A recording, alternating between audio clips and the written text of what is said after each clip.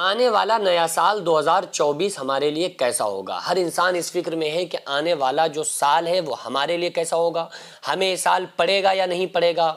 ہمارے لیے یہ سال رحمت ہوگا یا ہمارے لیے زحمت ہوگا۔ تو اس کا اندازہ آپ رسول اللہ صلی اللہ علیہ وآلہ وسلم کی حدیث سے لگا سکتے ہیں کہ 1400 سال پہلے ہمارے نبی صلی اللہ علیہ وآلہ وسلم نے یہ بتایا تھا کہ آنے والا جو نیا سال ہوگا وہ کس کے لیے کیسا ہوگا۔ آپ صلی اللہ تعالیٰ علیہ وآلہ وسلم نے ارشاد فرمایا کہ ہر دور آنے والا خرابی کا دور ہے، یعنی آقا علیہ السلام نے ارشاد فرمایا کہ جو وقت میرا وقت ہے، میرے بعد جو دور آئے گا وہ یہ وقت نہیں ہوگا جو میرا وقت ہے۔ آقا علیہ السلام کے بعد جو دور تھا وہ دور تھا، اس وقت جو دور ہے وہ پہلے والا دور نہیں تھا، یعنی ہر دور جو آتا ہے وہ خرابی والا دور ہوتا ہے۔ آپ صلی اللہ تعالیٰ علیہ وآلہ وسلم نے ارشاد فرمایا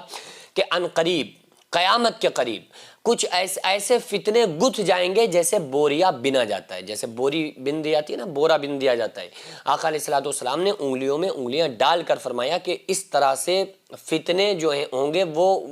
ہو جائیں گے جیسے بوریا بنا جاتا ہے، اس طرح سے آپس میں گتھ جائیں گے۔ اور آقا علیہ السلام نے ارشاد فرمایا الفتنۃ اشد من القتل، اور قرآن میں بھی اللہ تبارک و تعالیٰ نے فرمایا کہ جو فتنہ ہے قتل سے زیادہ سخت ہے، فتنہ قتل سے بھی زیادہ خطرناک ہوتا ہے۔ تو جو فتنہ ہے اس کے بارے میں رسول اللہ صلی اللہ تعالیٰ علیہ وآلہ وسلم نے ارشاد فرمایا کہ ایسے ہو جائے گا جیسے بوریا بنا جاتا ہے۔ مولا علی نے سوال کیا کہ یا رسول اللہ صلی اللہ علیہ وآلہ وسلم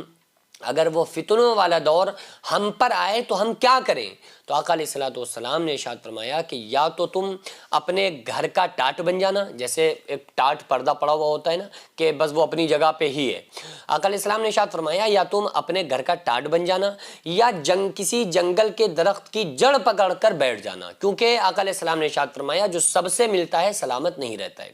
آپ صلی اللہ علیہ وآلہ وسلم نے ارشاد فرمایا کہ ایسا ہو ہی نہیں سکتا کہ جس کی صحبت میں رہو اس کا اثر تم پر غالب نہ ہو۔ تو اس لیے آقا علیہ السلام نے ارشاد فرمایا کہ قیامت کے قریب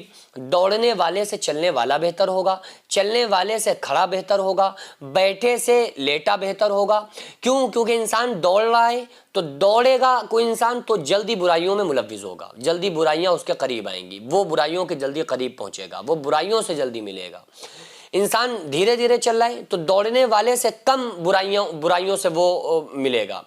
کھڑا اس سے بہتر ہوگا، جو بیٹھا شخص ہوگا وہ کھڑے ہوئے سے بہتر ہوگا، اور جو لیٹا ہوگا وہ بیٹھے ہوئے سے بھی بہتر ہوگا۔ تو آپ صلی اللہ تعالیٰ علیہ وآلہ وسلم نے قیامت کی بڑی وہ نشانیاں بتائی ہیں، جو بہت ساری نشانیاں پوری ہو چکی ہیں، چند نشانیاں جو آنا باقی ہیں۔ یہی کیا کم ہے، آپ صلی اللہ تعالیٰ علیہ وآلہ وسلم نے ارشاد فرمایا قرب قیامت یعنی قیامت کے قریب گانے بجانے کی خبط خرافات، آوازوں کا در و دیوار سے آنا آ رہی ہیں۔ آپ صلی اللہ علیہ وسلم نے ارشاد فرمایا کہ زنا کا پھیل جانا، شراب کی کثرت ہونا، مردوں کی تعداد کم عورتوں کی تعداد زیادہ ہونا۔ آپ صلی اللہ علیہ وآلہ وسلم نے ارشاد فرمایا کہ صورتیں مسخ ہو جانا، آندھی، زلزلے، زمین کا دھسنا، یہ تمام چیزیں جو آج ہم اپنی آنکھوں سے دیکھ رہے ہیں جو رسول اللہ صلی اللہ علیہ وآلہ وسلم نے 1400 سال پہلے ہم کو بتائی تھیں۔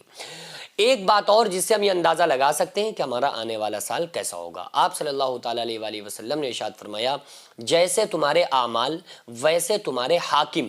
یعنی جیسے تمہارے عمل ہوں گے ویسے ہی تمہارے بادشاہ ہوں گے۔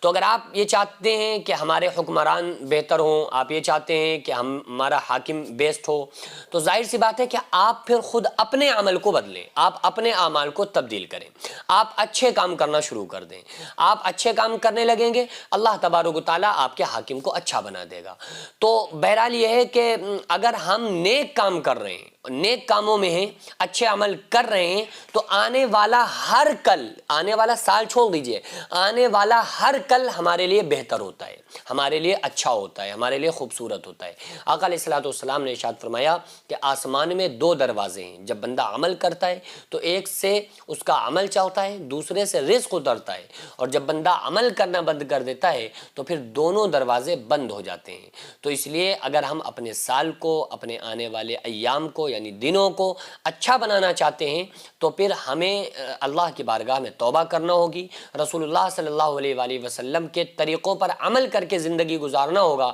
انشاءاللہ اللہ تعالیٰ نے چاہا کہ ہر لمحہ جو آنے والا ہمارا ہوگا وہ ہمارے لیے بیسٹ ہوگا، وہ ہمارے لیے بہتر ہوگا۔ ابھی ضرورت ہے جو جینس مدرسہ منہاج الحسین آغازیہ مداریہ مکن پور شریف میں جو قائم ہے، چل رہا ہے،